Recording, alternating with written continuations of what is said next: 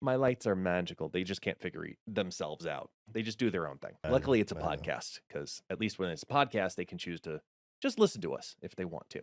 So That's true. if you're good sir, I think I am as well. I'm good, man. All right, then let's kick this thing off officially and say welcome on into the Snap Back podcast, where you snap and we snap back. We're almost in a rhythm. We're almost in a rhythm, kind of, sort of. Like, we're going back to the once a week thing, which is nice, but just when once a week?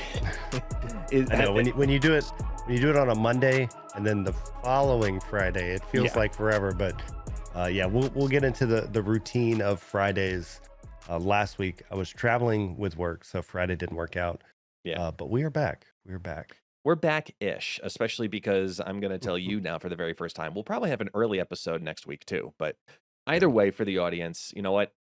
We're here. We're going to be talking with y'all because that's what we do. You know, we've been doing this now. This is technically because we've reinstalled this again. This is now what's going in as the third season of the Snapback podcast. And I'm really happy with where we are, you and I specifically, where we are in the world of Marvel Snap and all of the things that have happened, because since last Monday's conversation where we couldn't talk about certain things, a lot of things have happened, whether it be patch notes, whether it be positions, whether it be a billion different things. So we're going to talk about, last season just a tad, and then kind of hop into what's going on right now with patch notes and also Bloodstone. And needless to say, you and I are very busy people in the world of Marvel Snap, especially right now. So let's just kind of hop into everything and talk about last season right off the bat. I know you've got thoughts.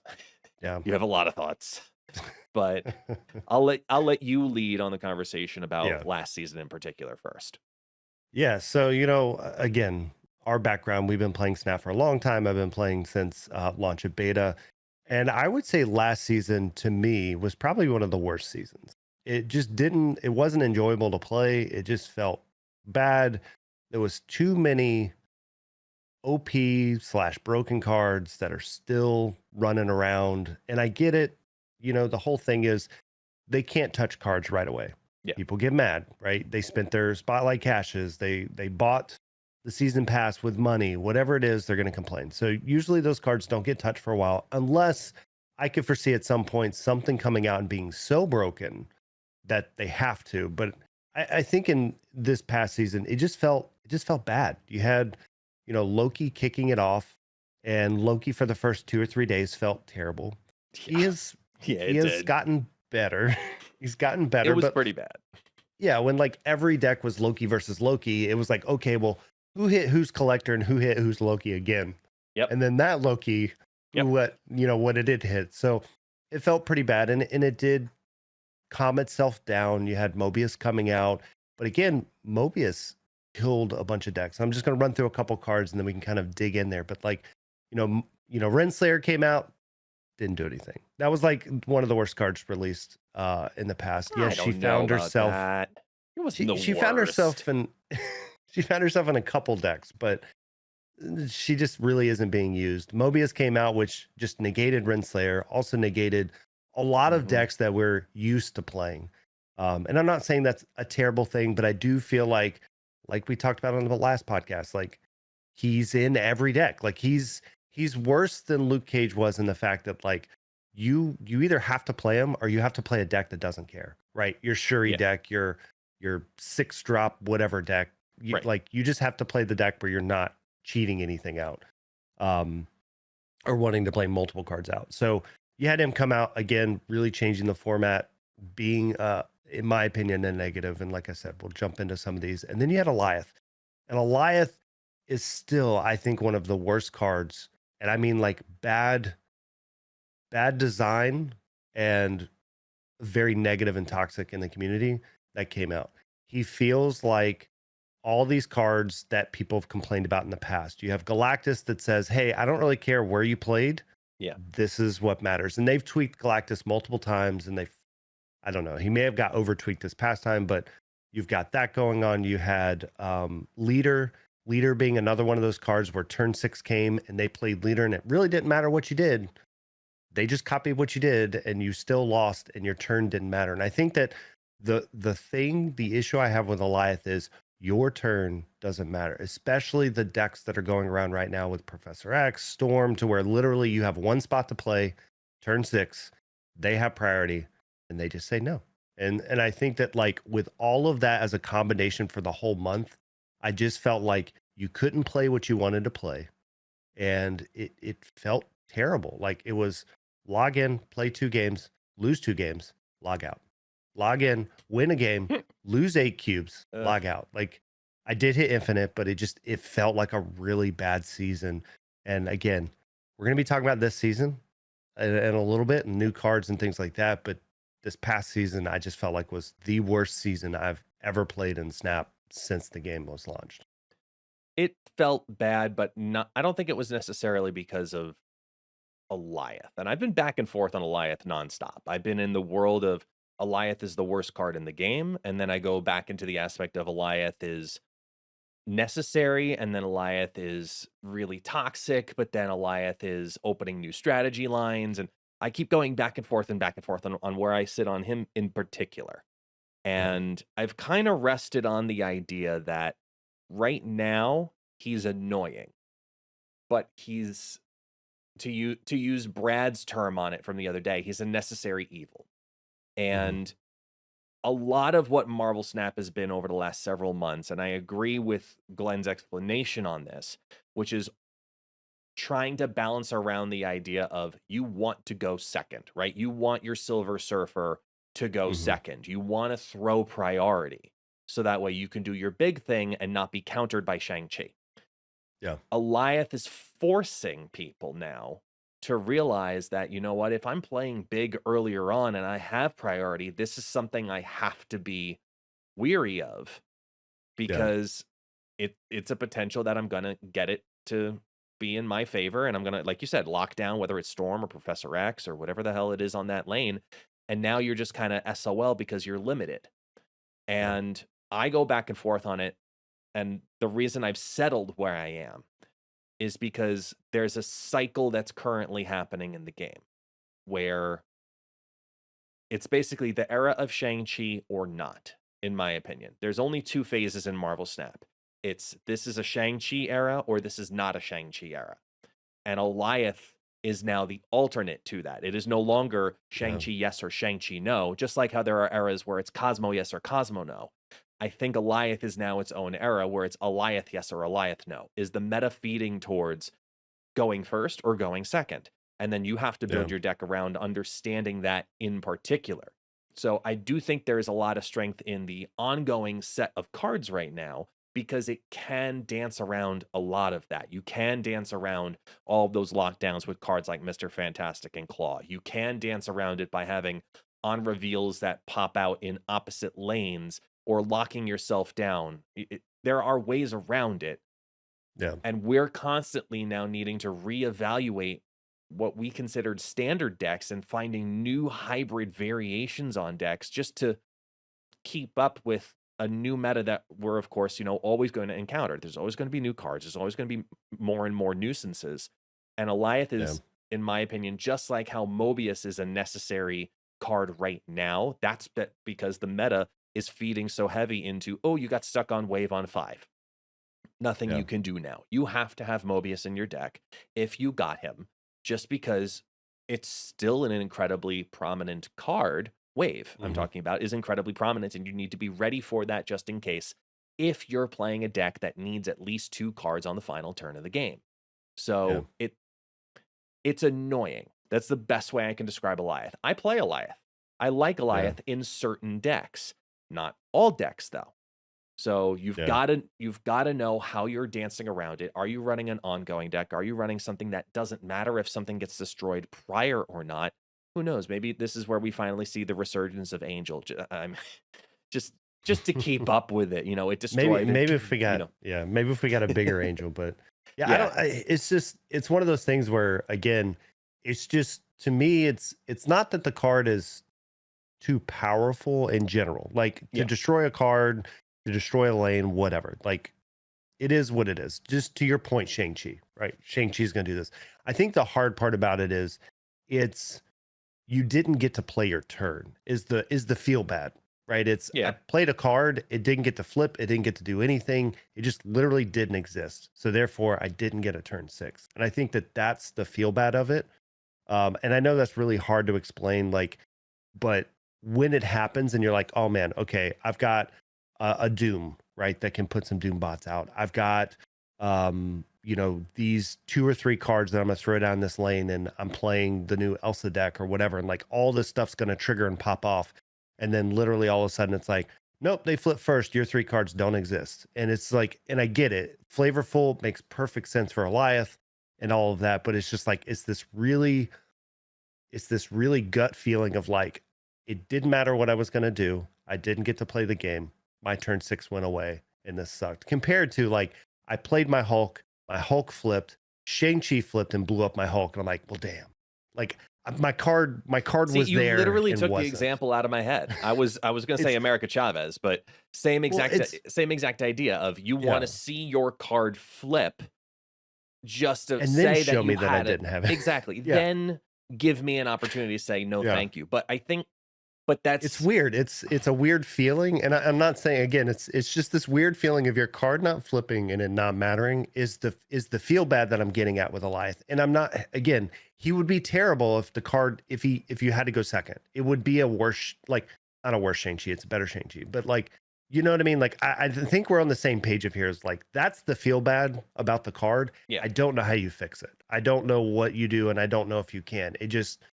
It's something about that of it not flipping is where you just go, crap, I don't I even want to play this right now. I don't even think that he's necessarily in need of fix. If there's Yeah. anything, because originally I was on the train of like, oh, he needs to be nerfed, he needs to be changed, he needs to be whatever. And the more and more I look at what ends up happening in the scope of the meta, I lean more into the idea of the card mechanic is fine, but what we could maybe work on is just a little bit of his balance because of needing a certain amount of it's kind of like the Galactus effect, where Yeah. if you want the effect to go off, maybe a 6/7 was too strong. I think a 6/5 to make it really truly execute and show how strong it is. Sure, make it happen at 6/5. And I think with Eliath, maybe that's a direction we see with him. Maybe they bring him down Yeah. to a 6/4 or a 6/3. So that way it's, you're playing a little bit differently into that power differential in that final turn. So Yeah. that would be I guess, the direction I would want to lean towards if I needed to touch Eliath. But after playing it, I'll say that I think his mechanic is necessary. Yeah. He's just annoying. But I think Loki was more annoying. I think Loki in its current state, still at 3/5, with the entire hand being replaced and every single card being down reduced, especially if you've got Yeah. Quinjet on the board. I mean, it's an overpowerful Sarah times Yeah. 2 because not only you're not winning with your own deck, you're winning with your opponent's deck. And sure, you can talk about RNG all you want about the cards you do get Hmm. or you don't get or whatever, but I feel like they're they're doing what they did to Shuri. They're right now dancing around all of the Yeah. cards to not touch Loki. And they, Yeah. we'll look at the patch notes in a second, but they danced around everybody except who I think is still the problem child. Yeah. No pun intended to I Loki himself, but like it's true though. Like he's the problem child. I think in their mind though, and this is why Mobius keeps coming up. Like I think in their mind, there's like, well, you have Mobius. Mobius is your answer. And I do think that since Mobius is released, we've seen a downtick in Loki decks because of the fact that just like goes, okay, if you can't reduce those cards, you kind of negate why he's so powerful. Yes, he can make a collector get +5 or 6 on average, but like you negate a lot of that turn 6, I'm going to play 4 cards. And I'm going to play 4 of your cards that are good cards because they're in your deck, type thing. But yeah, I agree with you. I think he still needs to be touched, but I think that that's where Second Dinner's mind's at right now is let's see if Mobius can keep him at bay and have people stop complaining with the new cards coming out this season and whatever, and people kind of forget about him. I don't think that'll happen, but I think that that's kind of where their mind's at right Yeah. now with Loki. I wouldn't be surprised if Loki, if they're waiting on the Mobius side of things, I wouldn't be surprised in one of two directions. If all of a sudden they decide we're going to change him next week or a month from now. Yeah. And nothing in between. They're going to let the full data set. It's either they're going to just nip it in the bud, which I Yep. highly doubt because of the patch notes, or a month from now, they're going to realize, oh, this is still pretty bad. We gave him Eliath, we gave him Mobius. He's still really bad. All right, fine. Let's change it to, you know, take the whole Yeah. card, your opponent's whole hand, and then just the two leftmost cards get Yeah. reduced power. I mean, a reduced cost or something. But I just Yeah. don't Yeah. think there was enough with how they touched around him in the Yeah. patch notes, because we have the ever changing card draw mechanic again hitting Yeah. all over the place, because they All touched right. Mantis, Cable, and Maria Hill simultaneously. Yeah. When it comes to this trio in particular, Mantis, Cable, and Maria Hill, were these necessary, appropriate, Loki, or not? Like, this trio of get cards to your hand, information, whatever it is, was this needed like this? Uh, I'm always on the fence with a lot of these changes. I think some of the changes were good changes. Not specifically for Loki or anything. An example of that's like Maria Hill. I like that they kind of they brought her down, they standardized her, so you get a 2-drop. You don't have this weird like, is it going to be a 1? Is it going to be a 2? I may get Ebony Maw, and I may get an unusable card, right? Right. So I like that they did that with her. It gives her a spot to understand what she is. She also goes in line with Agent 13. So just like in some of their notes, like, is it like, which one do you want to play? Maybe you play both. But I like that one. But to your point, like Cable, now you're making him unplayable. Now he's a 3/4. Yeah. Like I get that maybe that was a too much of a powerful like 2/2. I'm gonna steal your Chavez, uh, or Well, whatever. not But I like, mean, the old oh yeah, version, yeah. because now, yeah. So like, I don't know. I think you've kind of killed Cable in my opinion. I did see him pop up earlier this morning or yesterday, so there's still people playing him. But yeah, I don't know. I mean, Mantis as well. I felt like Mantis is always a good 1-drop. Like you're never using her on 1 unless you know they're playing into the left location because they don't know what's coming up on the right ones. Yeah. But making her a 2/3, like nobody played her in the first place. I think making her cost more in a better spot. So a 2-drop slot has way better cards. Mobius, Luke Cage, like there's better cards than to ever play a Mantis. So Yeah. I think the changes they made were not good changes in general.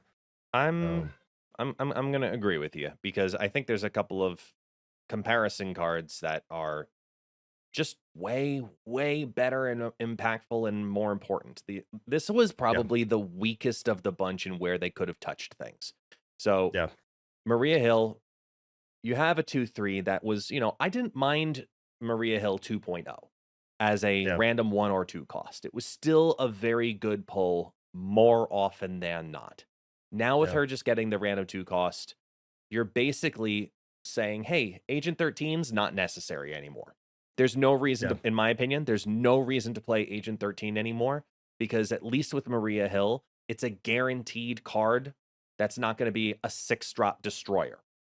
yeah, You're removing that potential damage cost, because and correct me if I'm wrong, there's no really negative 2-cost card. Everything, even the 2/5s that exist, even a lizard where yeah, it could maybe sorta have an issue and become a 2/1. yeah, It's not a destroyer. It's not it's not like you're pulling Spectrum and you're not running an ongoing deck. Like, yeah. it mitigates that entirely. So I think that Agent 13, because of the change to Maria Hill, has been completely dismantled. I think she's just Yeah, a completely unnecessary card nowadays. I think it depends on how you're playing. I think if you're just playing into the true, I want RNG, maybe I'm playing a Dino deck type thing. Like I think Agent 13's still good in that spot because you may hit something like Professor X. You may hit some cards that are like, oh man, this is gonna be really good just as a good drop to play at a certain time. But I agree with you. The randomness makes her a much better card, especially if you're playing like a wave Mobius combo. and you're like, okay, now I know I'm gonna have a 2-drop to go with my 6-drop. That's gonna be a 4-drop. Like, I do think that this opens her up a lot to be playable in certain decks and stuff. So again, overall, I think it's a great change. To your point, I haven't really looked through all the twos. I guess Carnage may be one of your worst pulls, depending on how you're building your deck, right? Because Yeah. you don't want to destroy anything. But outside of that, yeah, I think a lot of twos are really good. You could get a Zabu, you could get, a Psylocke, you could get something that gives you Yeah. more energy ramp. So Even overall, if it's not it's a a good big one. card, shocker, 2-3 line, great. Yeah, Even if it's a dead card that doesn't get a big effect like a domino or a multiple man or a swarm, it's still a 2-3. It's still a yeah, good stat line. The only one that like maybe keyword maybe has a negative effect is Colleen Wing if you're not wanting to discard specific cards. Maybe at that, like, even if you pull Falcon, you could just drop it again and then play it a second time. Like, it's Carnage is maybe a worse one too, and that's about as much as I can see, and I just yeah. don't think that it's impactful enough of a change for what they were, I think, trying to achieve when it comes to working around the card draw deck in particular, because they already had touched Snow Guard. They changed the Hawk and the Bear previously to the 3 cost cards, which Yeah. say what you want, the timing of the buff followed by the nerf, it is a little um Y- Yeah. I mean, I think, oh, is my camera not on? yep, it's okay. It's okay. You can have visual technical difficulties all you want. That's All absolutely right. fine. Well, my Discord blew up when I was trying to open the patch notes. Good And I job. think on your side, there you go. Yeah, absolutely. So, This is why we do this so kind of live, but not really yeah. anymore. But I was gonna say either you're way, probably gonna have to do a zoom in on the video or whatever. But whatever. But but yeah. So to your point, like we didn't get to go over the patch notes the week before because we recorded on Monday. They came out a couple days later.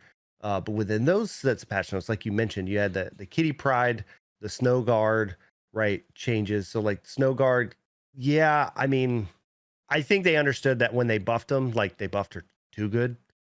She ended up being in like so many decks because it was just a free good card to put in there. yeah, The bear and the hawk were just so good of cards because they were cheap, especially when you had some of the in the Loki deck specifically in yeah, Quinjet. Now they're 1-drops. So I think that they made the change. Yes, it is kind of frustrating because I'm sure there's a lot of people out there that were like, oh, now she's good. Let me go see if I can get her or whatever. Right. yeah. I don't whatever you had I going on with your just caches and stuff yeah, like I that. think it So was I'm gonna say it here first. I'm gonna be a little bit more than peeved if Second Dinner did the buff to Snow Guard, waited for the Spotlight Cache thing for the cool variant, and mhm. then nerf Snow Guard. I'm gonna be upset if the same thing happens with Squirrel Girl, where Squirrel Girl was fine They as a say 1/1.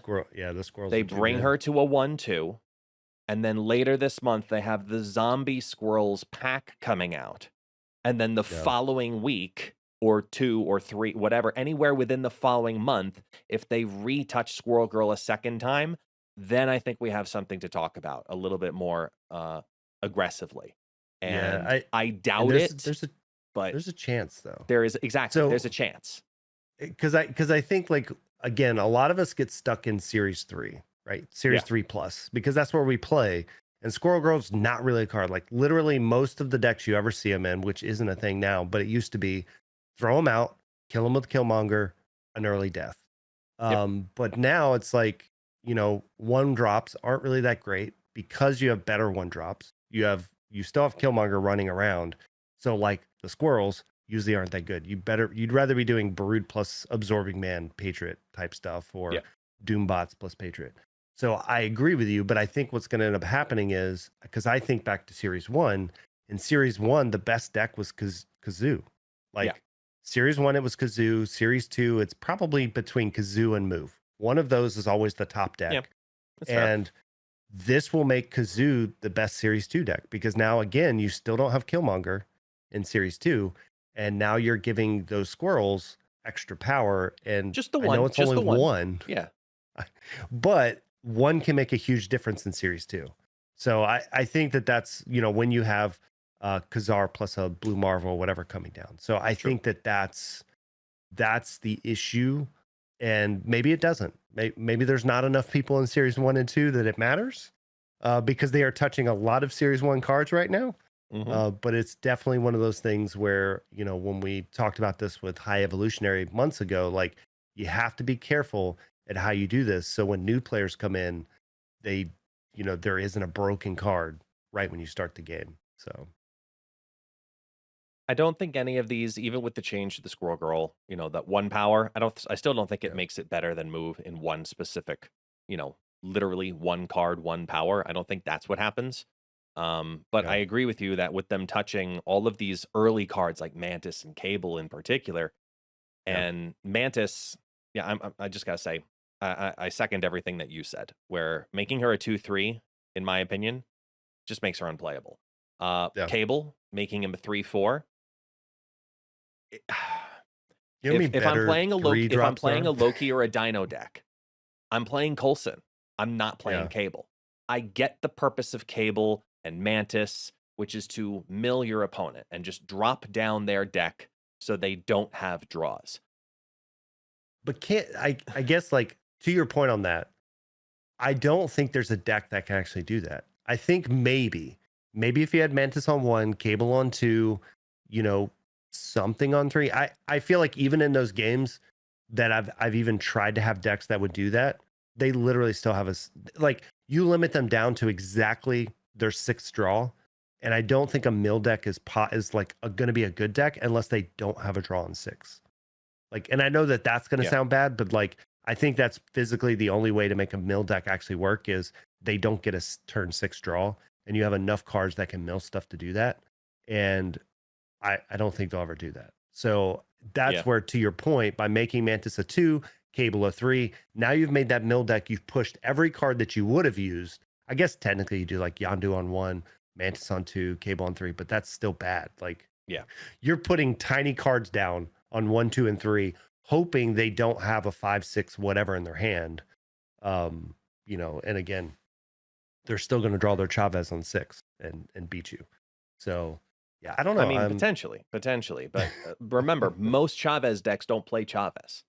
I know. I So know. it kind of might work in that But if sense, but but if I mill if I mill enough cards out of your hand, like out of your but deck, to where you're only drawing something, she may be your only 6, but you always have your 6. but So for me, looking at those cards, the card draw yeah, cards, getting cards into your hand, and yeah, then they there's also better ones. touched Snow Guard previously. Yeah, The fact that these cards are the ones that got changed yeah, means that they are trying to say, look, we're helping touch the Loki deck. That's what they're trying to do here by sending these messages. And in my opinion, they just ruined 2 yeah, cards, made 1 card something that maybe we have to keep an eye on, that Maria Hill, and yeah. that's it. Now, in conjunction with that, I I don't know what the fuck they were thinking, but Uatu, Well, who was ingesting the wrong chemicals when they I knew said, what they this were. is what they Yeah. need to do to Uatu. Let's make him weaker and let you know about one location earlier. So I agree. I think Watu has been one of those cards that every time we've had a segment where it was like, what needs to be touched next? I always bring up Watu. Yeah. And yeah, I think at this point they realized, like, he can't start in your hand because that would be too much. It'd kill Um, Quicksilver. yeah, it's like he can't start in your hand because of that. So the downside right now is you have to draw him. So most of your games, he gives you no upside. So they kind of were like, well, what if we just show them one location and you don't have to draw them? And I think on paper, you're like, well, that's great because I see 2 of the 3 locations. But now when I draw him, he feels bad. He's a 1/1. Like, he's a Yeah. really bad card. And do I really care about that random location? I think the biggest thing too is with the changes that they've made to location disruptors, I don't think Watu is a good card in general. I don't think you can do anything to him anymore to make him a good card because Magic is a 3. So even if you can see those in advance, Magic can change them. You know, you've got Legion on 5, can change everything. So like you know, and you still have Scarlet Witch, you have Rhino and some of those cards, but like I think at this point, the two cards that get played the most, Magic and Legion, have pretty much made Watu not matter at all. Like, who cares if you can see the locations? Because even if you see a bad location, I guess the only location that would matter would be like Sanctorum, right? Yeah. Or Death's Domain or something like that, to where like, oh, I see it and I can go ahead and stick something there. But is that worth a slot in your deck? No. I agree with you. I think even if he was a 1-2, maybe, but even with that, like he's a hard card. Like he and I feel like if he's gonna take up a slot, he needs to be like Adam Warlock, to where he's so powerful, but he's so bad. So show me all 3 locations and make him a 1-0 or something. I don't know. He's still bad, but you get so much information. Maybe it's worth putting a really bad card in your deck. I'm gonna throw a different variation on him because I think this one is just hot trash. Because I do think that there is something to be said about knowing the locations ahead of time. Certain decks obviously thrive better than others. If you Yeah, know, like you said, the Sanctum Sanctorum example, is one of them. But I think that maybe if you added in a second piece to his kit, he then becomes an interesting, viable option. I think you make him a 2/3 with the exact same mechanic, but if you play him on the unrevealed location, he then has location control. So if you have him in your hand and you see that unrevealed location is something that's coming up, if you play Uatu on that right location, it will Scarlet Witch it. Hmm. Because then you have the advantage of saying, that hurts me. I need yeah, another option. And at least then he's just a blank 2/3. He's a shocker that you can't Patriot. yeah. And adding in an extra little like control piece to him, because he should be able to see the future, but he does something with it. That's where Yeah, I but think it brings him over but the your top. flavor. But Yeah, now you've ruined the flavor of the Watcher. The Watcher only watches. He never interferes. So I'm gonna go you want to comic go. book on you a little bit. That's fine. That's fine. You can go comic booky because that's an important part of the game. So if he only Um, watches, then yeah. you should So I never. but If he only watches, he should be then he should be a Chavez, which means he always stays in your he deck. never he stays on the bottom of your deck and he never gets revealed. Which then makes him the best card in the game. Yeah. Then you quit playing Chavez and you just play him because you never draw him. This Exactly. card can never be drawn. Is what it should be, the text on it. If not I drawn actually in opening hand, he can never be yeah, drawn. So yeah. that way there's I some chance mitigation. yeah. I would love that flavor, but I would agree with you. Maybe that makes them even more busted of like, all right, I'm just gonna stick him on my deck and I Exactly. can have an 11 card deck and Yeah, know the locations. exactly. Yeah. There's got um to be something else because yeah. this was just this was just. And then lastly, just a small little change they added to Mojo. They just gave it the same effect as Dazzler, where now Space Throne, Mojo's going to get the ability to. Yeah. That's literally what they're doing it for. Yeah, it's that it's you know, they're making changes like you mentioned. Dazzler, this Kitty Pride got the tweak I think the week before. Yeah, week before made her a Yeah. 1-0, which was Um no wait, clearly that forecasting. was this week. The Right? 1-0 for Kitty Pryde, that was last week. Oh yeah, That last was the week was no 28th. guard. Yeah, yeah. I've got both up, so I'm flipping back, but I don't see a date. Okay, yeah, right But there. yeah, Boom. so with Kitty's change, Mojo change, Dazzler's change. Again, it's a lot of setup for the upcoming season, right? So again, they're tweaking a lot of cards in advance. When they did the Kitty Pride, everybody was, oh, Kitty's dead, blah blah blah. But honestly, man, we had Elsa drop with the season pass, Yeah. and it has 1000% revived Kitty because Yeah. it's how you make her big. And if she was even a 1-1 or a 1-2 like she was before that, oh my gosh, like Elsa plus Kitty, hands down best combo in the game. And even now she feels good. She feels very good, but only if you get her to be stacked up in the Angela Bloodstone Kitty in the fourth spot deck.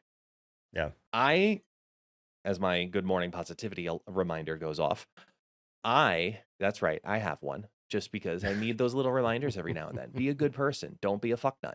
That's a theme of the stream. Don't be a fucknut. But for me, I think the Kitty Pride adjustment slash nerf is actually more interesting than people might give it credit for because right now they're blinded by the Bloodstone. Yeah. And you know what? I think that might be the name of this episode. Blinded by the Bloodstone. That's so good. I'm writing it down. Blinded by the Bloodstone. There we go. Okay. I'm going to be using that. Anyway, because at the moment, you don't feel the Yep. adjustment. Later on, you will. So much so that I was building a bounce deck without Kitty Pride, and it felt better than a deck with Kitty Pride. Yeah. Yeah. Because I'm rocking Falcon and Beast, and I kept feeling like, even with getting the scaling, the right timing, every time I want to play her, I'm not really able to enjoy using Kitty Pride until turn 4 because I need to Yeah. get the Angela ramp. I need to get the Bloodstone down. I need to get those other pieces. So it doesn't make sense for me to start ramping Kitty early. If I get her to 1/6, that's great. I only have to do that in the final 2 turns, pretty much. Yeah. So with the Bloodstone combo, that's how you play Kitty Pride is you don't need her on turn 1. You don't need her until like turn 5, even if you do it right. So, then it's still plenty of Yeah. power for a 1-drop Kitty. The second Bloodstone kind of reduces out, the use of Kitty Pride will also reduce out. So we'll see the rise of Nebula and Sunspot again, Yeah. and Kitty Pride will kind of go by the wayside, considering that most players have Kitty Pride because of the redistribution earlier on in the year Yeah. after Kitty Pride 2.0, and now we have 3.0 again. Yeah. So I I don't mind Kitty Pride at the 1-0 in the current Bloodstone configuration exclusively. Because Yeah. now I think people are still stuck in the mindset of Kitty Pride, like old 2.0 Kitty Pride, and they're trying to play into those curves, and it works to a degree, but it's Hmm. very forecastable. You can play around it, and I just don't think the Kitty Pride effect is being felt yet. But a month Yeah. from now, once the season is over and people kind of back off of some of the Bloodstone decks, I think then they're going to realize, wow, Kitty Pride, unless if I'm playing that specific combo, not really a good card anymore. Yeah, I mean, she is still the answer to Nebula, right? She still is a Yeah. booster for Angela every turn. There's some spots where she's still a decent card to run out if you don't have a play, right? Like to your point, if you have better cards to be doing on those turns in your deck, you have a bishop to come down or whatever. Like maybe you don't play her that turn, and especially with Elsa, you don't get punished by doing that. But it's definitely one of those things where yes, I feel like she's good in the deck, and the change was needed specifically for Elsa. But once, to your point, once we either get an answer to Elsa, right? Like cards can't be pumped up. Your opponent's cards can't have Yeah. added value or whatever. Like whatever card comes out that starts to do that kind of stuff. Yes, I could see Kitty again be not used. So I think she'll stick around for a while just because, to your point, a lot of people just remember her being so good and they keep forgetting that she only gets up to a 5 or a 6 without these kind of pump spells and things like that going on. Yeah. But there's still a lot of locations, there's still a lot of things that can benefit her currently. That you kind of still have her hanging around. But yeah, I would say in general, Elsa has, even though I did not like last season, I feel like I like this season. I feel like with Elsa out right now, and again, it's only the first few days of the season, so everybody's playing the season card. Yeah. But there's been a revival of a lot of decks we haven't seen in a while. There's just a better feeling. Like you don't see Loki running around as much because he doesn't want to do the Elsa stuff and grab those cards. And again, I would say even with Elsa going on, yes, Alith has started to make his way into those decks, but like I've seen him less the last few days. So like I don't know. I've had a recharge as of now with Snap, in the Good. last couple days, and we'll see, with the new cards coming out, because there's a lot of really cool interactions, the really cool mechanics in the rest of this month, as well as the following month has some really interesting ones that have been spoiled. So there's a lot of Yeah. cool stuff coming, and hopefully, those old cards can either get tweaked or just not be played as much because of, again, this freshness that we got with Elsa in the season. Yeah, I think Elsa's bringing a good life right now to all of it. You know, it yes, we are seeing some Elsa Loki decks, and I think it's something to keep an eye on, Yeah. because I think that that might become a very dangerous deck in the future. I talked about it in my CCG Hub article Hmm. yesterday, that I think you need to be careful with that because it could be a very dangerous deck very Yeah. quickly. So keep an eye on it. But I think Bloodstone as a season pass card they hit it again where it's a very good card that you can play around, that works in multiple decks but is not a tech card that is mandatory in so many different Right. decks. Like, it's a very well balanced card because to get its effect, to have its value, you just need one lane to fill. That gets her at a 2/5, and she's already got total Yeah. power out of her, and that's a great value already. So Yeah. I think there are good decks with Elsa Bloodstone, but not decks that are already making people say yet that, oh my gosh, she has to be nerfed, and Yeah. they should be a It- +2 power instead of a +3 yeah. power. And I think that's the beauty of her, though, is like, if, let's say, for instance, she does become too busted, we decide that, the whole kitty bouncing every turn, whatever, is too much. The beauty of it is, I think she has that room and that availability to be a +2 and still be fine. Yeah. So like, I think that that's the beauty of the way they've designed this card, is they've kind of learned from all their past stuff. With Forge getting his boost and things like that, I think they've realized, like, hey, this is a really good spot. And if we end up with like something weird, because we're seeing, especially in the current Kitty, Mysterio, whatever type decks, where we're getting so many +3s on the board, they can always go to +2, tone her down a little bit. It does take her out of a couple decks, probably, when you take away some of that. But I think there's a lot of room with that card, which is really nice. I will say this though, if they change her to give it +2 power, that might be exactly what Cerebro 2 needed. Yeah. Because then she'd be a 2-drop, fill the lane Yeah. with Cerebro on turn 6, followed by Mystique on turn 6. I Yeah. mean, now their 2s that buff up, like, that would be the only thing I worry about, where if they do an adjustment to her at any point, they've gotta Yeah. flip-flop it, because if they make her a Yeah. 2/2 that gives +2, Cerebro 2 becomes one of the top decks in the game again. But if they make Yeah. her a Well, you make her 2 2/3, 3. right, Yeah, you make exactly. her If you make her 2 3 and plus. 2/3 that gives +2, Yeah. drops her way down. Yeah. So, and Yeah. there's good cards coming this season. You look at Man Thing and Black Knight and what's the other one? Werewolf at Night. Yeah, Werewolf at Night and Nico. Yeah. Nico. I think a Nico's gonna be Nico. a fun card. Oh, I can't wait I'm for Nico. I'm hesitant to say she's gonna be like amazing or busted or whatever, Hmm. because of the randomness to her. But we also looked at Thanos and went, he's probably not gonna be that good, because you're gonna get all these one drop stones that maybe don't do stuff. So like, Yeah. I think she'll surprise a lot of people, but it'll be an interesting mechanic just to see. Yeah. We'll So dive deeper into Nico in an yeah. upcoming episode in particular, because we've got some stuff in the works Yeah. on the background when it comes to Nico and specifically, but I think that this season there are some very cool things to be a part of. I think, to me, the card outside, like, if I'm looking at everybody, I think one of the most impactful cards is going to end up being Man Thing, because Man Thing, with that mega ongoing double reduction that he brings out to the table, is not something to sleep on. Where Yeah. 1, 2, and 3 cost cards here get -2 power, and he's a 4/5.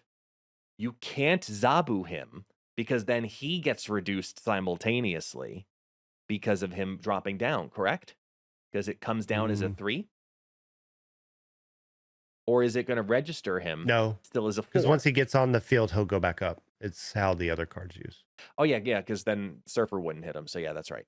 Okay, but either way, even if you do Zabu him down, there's almost no reason to want to Zabu him down. You want to play him on turn 4 or turn 6 because Yeah. especially in this current meta of Bloodstone, where it's bounce, bounce, bounce, bounce, small card, that 4/5 Yeah. can switch to basically being a 4/13, which is wild. Yeah.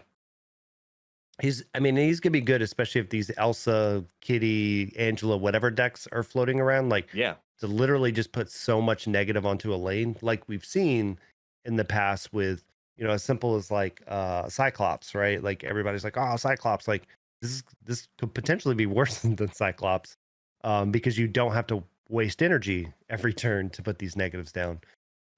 Depending on He's when he comes out, he may be in a pretty cool deck with like Abomination. That's what I was about So to say. In a high yeah, evo deck, he replaces the thing because yeah, the thing now means nearly nothing because you're trying to play thing more often than not on curve on turn 4. And yeah, with this now guaranteeing those cards, like, okay, I know it's going to hit this one, this one, this one yeah, perfectly. So on turn 5, you can project your abomination usage yeah, much more cleanly. I think Man Thing is going to be one of the more impactful cards that people are sleeping on, and they're not talking about enough because of yeah, all of the metas that are current in the game right now. That four mhm, five, the second it hits one card, it's a yeah, 4/7. Now, yes, it does hit yours also, but I mean, with a Luke Cage, it doesn't matter. yeah, I think he's an incredibly impactful card. I know Super Tech God just wants Black Knight to exist so he can have a 420 Ebony yeah, Blade by discarding the what do you call it? The Infinaut. Like yeah. there's going to be If some not, sick decks that come out with Black Knight and all of this mega double up, ramp up kind of crap. Like absolutely love what Ebony Blade's going to bring to the table, and then Werewolf by Night is I think going to be a scary good card in an on reveal focused surfer deck. It's just going to be stupid. yeah, It's going to be stupid. Y- yeah. There's so many good cards. I guess the biggest thing with Black Knight, right? Like you're gonna have to do it with Black Knight plus is it Lady Sif that discards your highest card. Yeah. So you're gonna have to be very targeted, which is what those decks were doing anyway. But Yeah. yeah, it'll be. I think that will potentially make that discard reanimate deck way better than it's been in the past, and maybe make it relevant. Because right now, I mean, I feel like that deck, the Ghost Rider plus whatever, just kind of went away. And Just now. instead, most decks are the Apocalypse one, right? Like where I'm just going to be discarding everything, or it's Hella. Like the whole like Ghost Rider whatever kind of isn't a thing currently, and I think that brings it back. Oh yeah. I But mean, there's a lot of ways to fight it. But yeah, yeah, just think about it. um, Like turn 4, you can drop down both Lady Sif and Black Knight, yeah, and it's just going to be just a whole lot of unnecessary chaos. yeah, Well, other way around. You get the idea. But like yeah, by the end of turn 5, you could have 2 20 power cards on the battlefield. yeah, yeah. I mean, like you could even have it at the end of turn 4, just Ebony Blade or Ebony or Black Knight. Sorry, Black Knight turn 1, Lady Sif turn 3, Ghost Rider turn 4, and you've already got them on 4. Um, so yeah, I mean, there's going to be some really interesting ways that you kind of put all these cards together, and I'm again, it makes me excited that they're looking and they're constantly watching the different ones. I mean, you have Werewolf at Night's another move card, right? Like every time he moves, he Mhm. gets plussed or whatever. So I'm glad that they're kind of rolling these cards out that gives life to the decks that kind of come and go, ebb and flow in this. And right Mhm. now, I mean, again, Elsa's potentially like that bounce. I think originally was kind of around that bounce, but now it's more of just a good stuff bounceless bounce deck is how Mhm. she's being used. Yeah. Because again, like Mobius stops a lot of the bounce decks. Um, especially Mobius plus Wave. But yeah, I again love all the new cards. Can't wait to be able to play with each of them and kind of be able to dive into them. And like I said, better feeling about these cards this season than last season. If there's a So, card to skip, which one is it? oof. Yeah, fun So question because people are mitigating their tokens very carefully, and this is again another season with only one season 4 card, which is Man Thing. So if you have to not pick one to use your caches on, who are you not taking? okay, so I think that this one is a little bit of an easier one to answer Mm, because it comes down to your play style. All three of them go into very particular play style decks, right? So Ebony or Black Knight is going to be in some type of discard deck. You've got Man Thing that's going to be in some type of negative control something type deck, right? Because remember, like a control deck, play him and then play Professor X and you win that lane. Um, so he's more of a control type card. And then you've got Werewolf by Night that's in a move deck. So I think when you look at it, you have to say, like, what's the deck I'm going to play the most? What's the deck I currently play the least? Um, and I look at it that way of not just trying to follow what do you think is going to be the most powerful deck, because I think personally, probably one of the most powerful decks is going to be the Black Knight deck as far as what you can put out the quickest.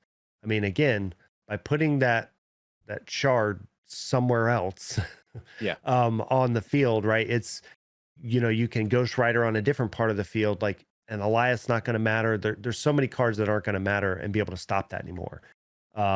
Compared to what used to be, where you could predict where things were going to go. So I think it's one of those things where, like, if I was looking at what's probably the most powerful out of all of them, I think Black Knight is. I think the most fun is Nico. If you like RNG and you like to do crazy stuff, I think you're going to end up with some really cool games with Nico. If you're a streamer, if you're a content creator, that's Oh probably going to yeah. be the best card this month. So I think it just comes down to how do you play Snap is going to determine who do you go for first. But if I had to say, like, the one I probably wouldn't um, spend caches on or tokens on, maybe Werewolf by Night. I think he's good. Like, don't get me wrong. I think all the cards this month are good, but just move has always had issues with, like, getting your cards to move. Whether it's a Heimdall doing it, Ghost Spider, Doctor Strange, like, you have to build them in a very particular way, and because he doesn't have a easy move, like, if he was a 2-drop, I think he would be much easier to deal with because you could, like, 2-drop into kill into Phoenix Force. But Mm. because of the way he is on his curve right now, like, I feel like he's gonna be the hardest one to pull off and make worth the investment, if that makes sense. I, g- I I get it, but I think you're also undervaluing where Werewolf by Night will be used. I think the second, you get him to move once, he's a 3/5, which is already a great stat line. And I think Oh wait, from a I just control, reread him. yeah, and from a control aspect, I mean, there are so many small on reveal cards also to get him to Yeah. go and go and go and go and go.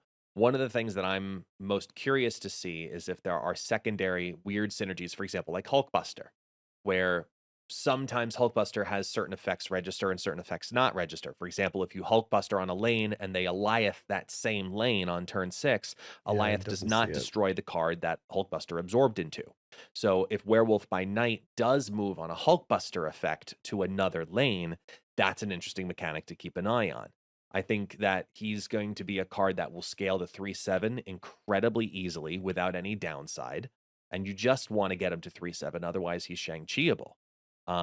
If you're looking at the mechanics of, between Black Knight and Man Thing and what card I would skip, it's the card I'm gunning for first, and that's Nico. Because Nico has a lot of unknowns and Yeah. is going to take more time to figure out the right deck for than any of the others. It's very obvious with Black Knight as a discard focused deck with Ghost Rider, bring things back, get that power, bring a big card down and back, etc. Like Black Knight, for example, uh, in a what do you call it? Agatha deck. You heard me. In an Agatha deck is going to be awesome for Yeah. that exact same reason. You're going to be lady sifting. You're going to build it that way. Why the hell Uh, not?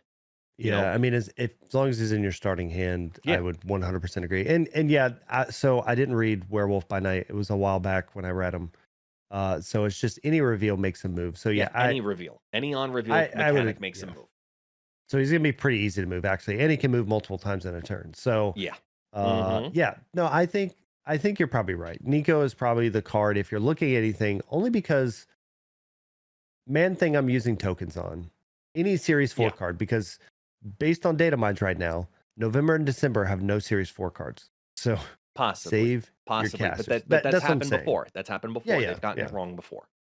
So that's what I'm saying. Based on currently what we know, and again, could change as we go. I think you use your tokens on Man Thing. I think all the other three are obvious what they do. Nico is gonna be the hardest one to pull off or use or whatever. But I don't know. I feel like Nico probably actually has like the biggest sneaky upside Yeah, of the cards. But I would kind of agree, like maybe she's the bottom one of this month. I don't know. This month's a good month, man. she's There's she's a no card obvious that one. I would say if you're gonna get her, save your caches and go big and go home. Otherwise, start saving your tokens because she would be one that I say that later on, once we figure out the deck and everybody tests different versions of Nico and this, that, the other, right?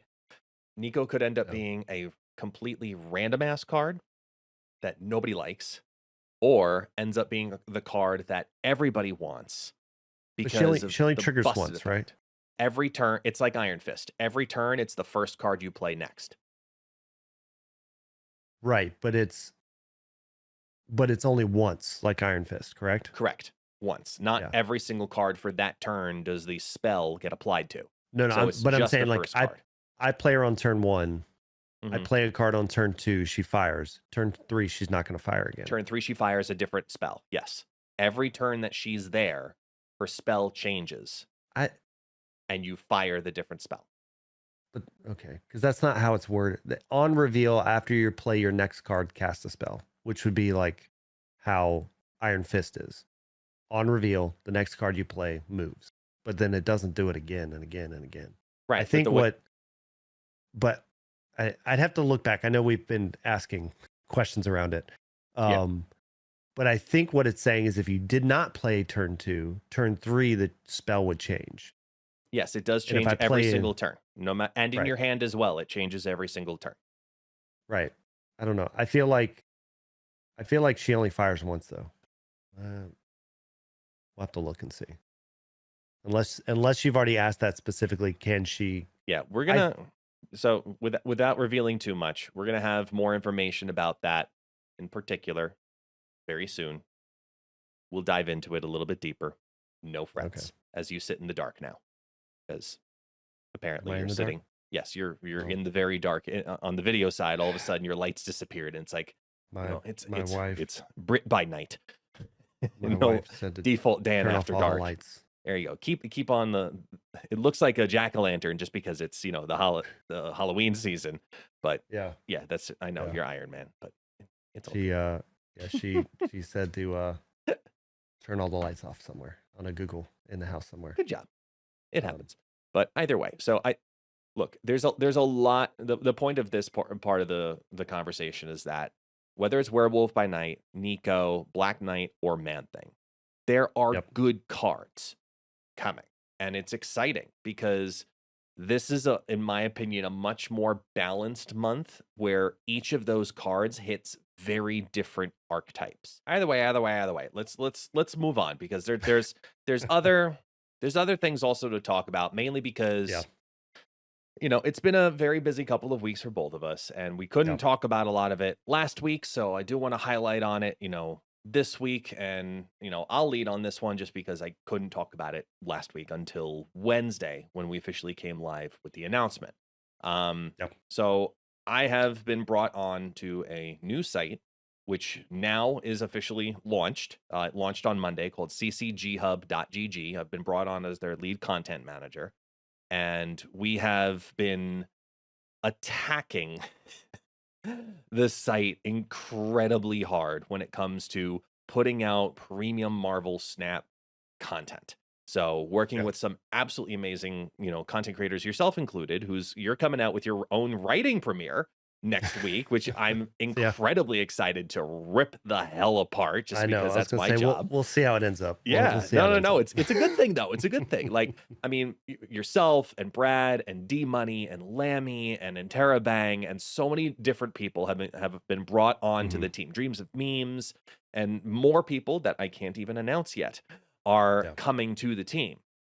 And it's exciting because I think right now we've brought on a really stellar group of people for Yeah. public articles as well as the premium articles. And even the YouTube content on the channel is very well produced. I'm very happy with what Mav and the team have already been putting out there. And we've got our big launch event tonight where we've got four awesome big creators again as well. We've got Felicity, D Money, Eggs, and Binks are all coming down for a fun, friendly competition literally just to celebrate the fact that we launched. Yeah. And this is a it's already been incredibly well received. And as someone who took a chance, opening this site with Shiva and the team over there, Hmm. it's been very calming to hear so many positive things also from the community. Yeah. Even in the first week where yeah, little bug here, little bug there, it's a website. It's going to happen. But Yep. even still, like I'm stoked. I'm stoked with what's already happened for Yeah. CCG Hub, and I'm honored to be a part of it. And we've got big events coming up, and I know you've got a big event this weekend as well. Yeah. Yeah. Yeah. So just like you were talking about the tournament tonight that you're hosting this weekend, we've got a big tournament, and this is not a Snap fan tournament. This is an Impulse tournament. So we talked about Mhm. it a little bit on the last podcast. I have moved from Snap fan over to Impulse to run their tournament series. If you guys didn't check out the last couple weeks, we've had some uh, other tournaments going on with the different creators and things like that. And so again, we want to continue to produce different things. So this weekend we've got the big brand new pro series, is what Impulse is calling it. $1,000 prize pool. So Mhm. again, outside of like one other tournament, it's one of the first tournaments with a comma in it that's open to the public Yeah. and all of that. So anybody can, win this prize. This is going to continue monthly. Hopefully, monthly. The plan is to increase that pot to get bigger and bigger every month. But the important thing is the top four people are going to punch their ticket to the championships at the very end of this. So the Impulse Pro Series will lead to a big, huge tournament at the end that you only get invites through this. I believe there's going to be a leaderboard as well. I still working through some details with them on that. But the idea is that one, they're crossing their fingers, it's going to be in person, but it will have a $10,000 or more prize pool related to that particular event. So Nice. you can win one of these events and then have your chance to get that $10,000 prize pool. So it's going to be pretty big. We've already got 200 people signed up. I checked the site a little bit earlier. So if you haven't signed up, like we're talking now, that means you need to sign up before tomorrow because it kicks Yeah. off tomorrow, 12 p.m. Eastern, and you need to be registered by 11, I believe. So get registered, get checked in, get your deck, all of that taken care of. All the details can be found over on the Rally Cry website because they are hosting the event as far as the platform we're going to be using. So, not using some of the other ones that we've used in the past, trying to do this, which will all be handled through Discord. So, hopefully, crossing the fingers, it should be a lot smoother, as well as just a better experience for everybody. So, we're excited about it. We've got a lot of awesome casters, including guests, that's going to be That's me. casting with us throughout the weekend. And another big name you're going to hear, you're going to see Lammy on there a lot. You're going to have STG.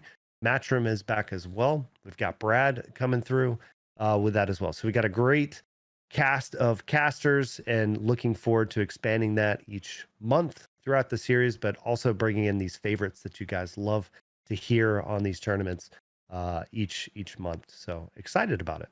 Yeah, I'm excited. It's going to be a fun-filled tournament weekend, and there's a couple of Yeah. different things that also, kind of coincide with what we're doing at CCG Hub also simultaneously. By the time this releases publicly, one of our premium writers on the site, D Money, is going to have a Mhm. breakdown of decks to look forward to for the October tournament series, looking forward into the meta, trying to give a forecast in how to Yeah. prep for a big tournament. And if there's $1,000 on the line, supporting that might be a worthwhile investment, to say the Yeah. minimum. So keep an eye on the site this evening, because we also will be running a specialty moment during our tournament live stream this Friday night, where you'll see, Hmm.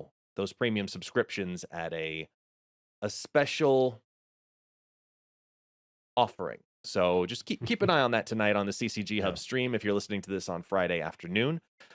In addition to that, Yeah. then afterwards, next week, we'll be taking a look at what happened in the tournament scene between all of the different tournaments that have already happened over the last several weeks. But most importantly, this most recent meta, which will be the Impulse tournament. And you, good Yeah. sir, are going to be breaking down those decks and looking at, why the Yeah. tournament scene has evolved into the way that it has. And I'm looking forward for that article as well. You're making a brand new premiere, so there's cool things Yeah. to look forward to over the Yeah. next several days in Absolutely. Marvel Snap. Absolutely. And to your point, I mean, with those premium articles, you've got the one that you mentioned about, how to dominate in tournaments. You've also got the other one from Lammy, the 5149, how to read your opponents, which is Yeah. also a very important skill when it comes to, any of these tournaments. And again, whether Yep. it's the Impulse tournament, Battle Arena, like there's so many different tournaments that are, going on with prize pools all around there. So I don't know if you can necessarily make it a career yet, but if you're a college kid, if you're living at home, whatever, I mean, an extra, couple $100 is always going to help out Yeah. through there. But that's the hope. We're hoping that we can get enough draws, enough eyes to these tournaments that maybe at some point the prize pools go up even higher. We get enough sponsors. Whether that's the Impulse tournaments, the Battle Arena tournaments, or maybe who knows, CCG Hub. Maybe start doing something in the beginning. Again, I don't know. I'm just throwing it out there. Guest knows way more about that I stuff got than I do. enough on I my just plate write now. We articles. we we got we got cool things to look forward to, and I'll say that at minimum. But like, But there's enough on my plate right now. Right yeah, now, I'm just trying to get through this weekend, as I think yeah, everybody in Snap should as well, because we have a yeah, lot. There's a lot on all of our plates, and yeah, I'm happy to say that, at least in my opinion, I think Marvel Snap is in a much healthier place than it was last yeah. week, just because we're seeing the reduction in Loki a bit, and we're Mhm. focusing on Bloodstone, and we're looking at all the new cards that are coming up this month. I think that Yeah, this is going to be a very healthy month. Plus, on top of all of that, it's my birthday month. And I'm going to have nice. the Agatha tournament this month with an announcement about it next week. So stay tuned on all of the socials and all of the above when it comes to the Agatha tournament, which will be happening in this month. I will say that much. But Yeah, the announcement about those specifics will be next week. So I'm excited to reveal all that information. I'm nice, not going to nice. reveal everything, but just enough to say, hey, don't worry, something to look forward Yeah, to. I may or may not be working on, another small fun video. May or may not. May or may not.